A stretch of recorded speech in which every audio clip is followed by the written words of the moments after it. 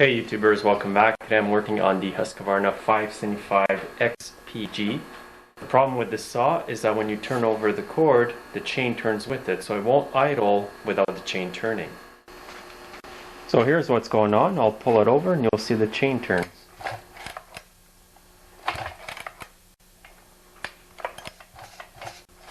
I've got the decompressor on so it's easier to pull over. And if I even try to turn the chain on its own like this, the whole motor wants to turn with it. The best way to diagnose that is to remove the chain brake cover over here. The owner also says that the chain seems to not be getting oil, so while I'm in there, I'm going to try to diagnose that problem as well. So it's going to be easier to work if you put your saw on its side like that. Now with the 1/2-inch socket wrench, remove the 2 nuts here.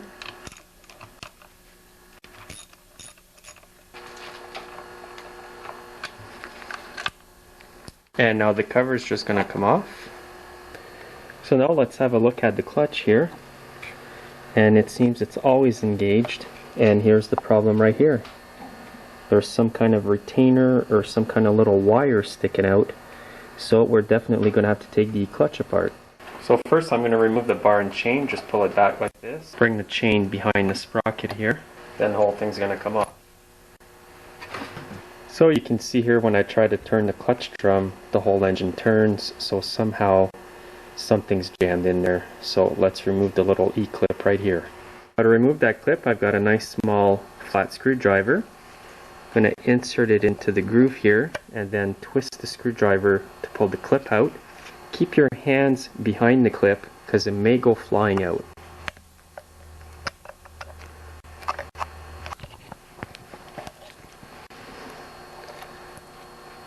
Now when you take something out, try to keep it all in the same order. So I'm going to keep everything there on this piece of paper here in the exact same order. Now when we come back to the clutch here, I can see something that doesn't appear to belong there. Small piece of wire. I've got a parts list here. There's the clutch, there's the E-clip I took out, the cap, and there's no other part in between that and the sprocket. So I know for sure that that part I just showed you should not be there.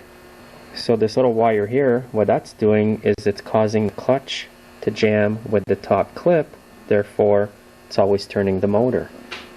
Simple repair. So let's investigate it further just to make sure before we put it back together. Now make sure the chain brake's off. I'm going to pull the sprocket out and make sure you put the sprocket back in the same position. If you don't think you're going to remember exactly which side went where, you can mark it with your marker. Remember that the X goes on top. So now just pull it out. We'll stick it over here. Clutch bearing still seems good. Pull this out. Bearing's going to come out. Again, keep all your parts lined up as good as possible. Now that you've got the clutch drum off, you want to inspect the clutch to make sure none of these springs here are broken and that the clutch isn't cracked anywhere. That looks pretty good, so I'm just going to clean the clutch drum and put it back on. What works good to clean that clutch drum is a bit of straight gas on a nice clean shop towel or a clean rag. Now grab the clutch drum and just clean the inside, and you can see all the oil and grease coming out. If it's too oily inside that clutch drum, the clutch could slip from the drum. So you want to make sure it's really clean. And you can clean the outside if you want.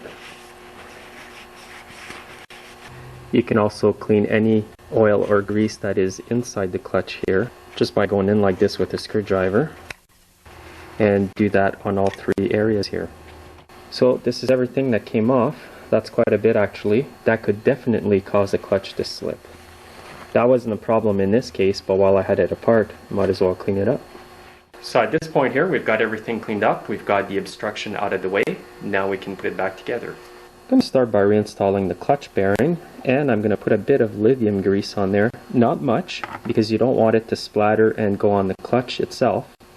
So this is all I got. I'm going to rub it on the outside here. And a bit's going to go on the inside. Now stick the bearing back on. It's getting a bit loose, that bearing, so eventually it's going to have to be replaced. Now we're going to reinsert the clutch drum. It's just going to go over the bearing. There we go. Make sure that the chain brake is not on, because what's going to happen, you will not be able to insert the clutch in there because the band here on the clutch is going to be tightened up. Next we're going to install the rim sprocket. I've got my marker marks there to show me the up position that I made earlier, and just install it inside those grooves here like that. Next thing to put on is this little washer here. Just insert it in there like that. Next we're going to install the E-clip that goes on top of the clutch here. Now I'm just going to tighten it up with pliers like this until it clicks in there. And now I can already turn the clutch without the motor spinning. So it looks like it was a pretty simple repair. Let's hope that that's all it was. Now the owner thought that he wasn't getting oil to the chain, so a good way to diagnose that before I take off the oil pump is I'm going to start it up. I'm not going to rev it too much because there's no load on the clutch. But if I see oil coming out of here, then that tells me that the pump's good.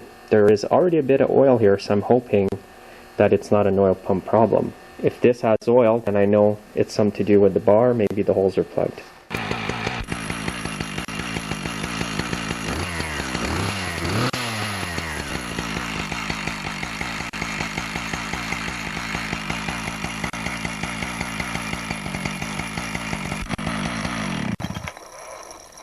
So there's a lot of oil coming out of here. As you saw in the previous clip there, a lot of oil is coming out of here, and this is where the oil comes out to go to the bar to oil the chain. So I'm glad there's no problem in here. Now I'm going to focus on the bar and chain itself. So here it is. Actually, I'm just going to focus on the bar itself. So usually there's little holes here that the oil goes in and up to the chain, and on this bar it's this little hole right here. Sometimes what happens is the hole gets plugged, or there's a lot of sawdust as you see here. Also, the sawdust can get inside the bar here and soak up all the oil, thus starving your chain of oil.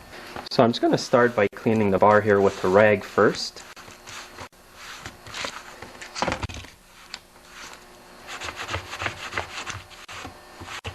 Now I'm going to grab a thin screwdriver, run it inside the bar here, and here's a bit of dirt that came out of there. It's not too bad, but it's good to have it out anyways.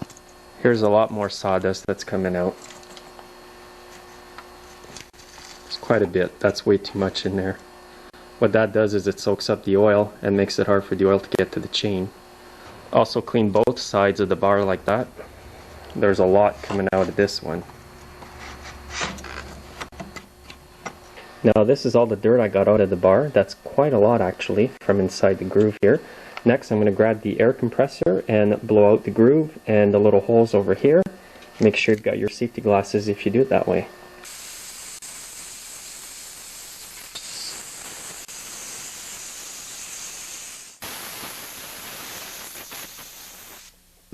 Also going to blow inside the little holes here to make sure there's no dirt in there. So now you can see it's bare metal down there, nice and clean. That's how you want it. Then the oil's going to get on the chain for sure. And you can also wipe around here before you put it on. Make sure you don't get any dirt in there at all. Wipe away from it. Now insert your chain on the bar like this. Make sure the teeth are pointing this direction toward the front of the saw. Now you can insert the chain on the sprocket like that, and the bar. Make sure the chain is in the groove all around. Once you've got it in like that, and it's all secure, you can put the clutch cover back on. Now when you put this cover back on, make sure that the little pin here where my thumb is goes right inside the hole here. What that is the adjustment screw for the bar and chain. Remember, if you're putting in a new chain, you may have to loosen that screw because the new chain will be slightly tighter. And you can see it going into the hole of the bar there. You'll know you've got it in right when you can push down all the way and the studs stick out as much as they should. Now stick both nuts back on and just snug them because we're going to check the tension of the chain first. Now hold the bar up like that, pull down, and that's a bit too loose. So I'm just going to slightly tighten the adjustment screw here. Now lift the bar up, hold it, and this should be good for the tension. Now while you're tightening these nuts here, hold the bar up so that the bar stays in the right position.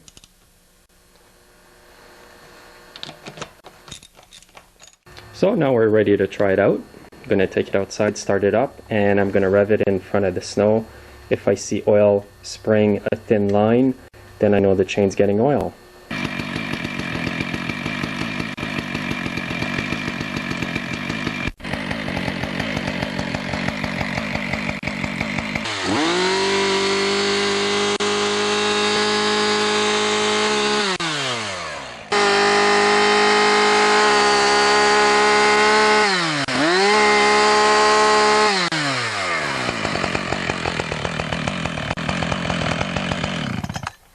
So there's a good oil line right here. I did a couple of those, and you can see that there's quite a bit of oil on the chain, so that's great.